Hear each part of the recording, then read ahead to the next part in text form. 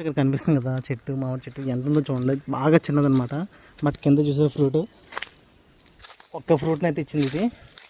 So fruit అయితే మామూలుగా లేదు, చిన్న డాగ్ కూడా లేదనమాట, చిన్న మచ్చ కూడా లేదు దీనికి.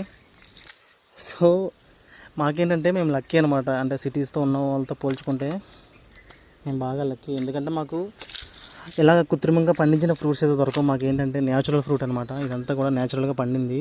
ఈ చెట్టుకి పండి కింద అయితే పడింది ఇది. సో ఇది తినాలంటే అదృష్టం ఉండాలా. సో మేమైతే చాలా అదృష్టవంతులు. బట్ కొంచెం కష్టపడతాం కానీ ఇక చెప్పాను కదా.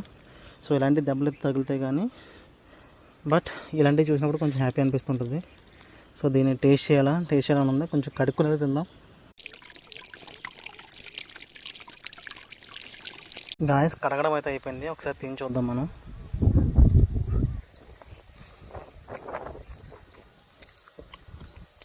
న్యాచురల్ ఫ్రూటే. చాలా అంటే చాలా బాగుంది టేస్ట్.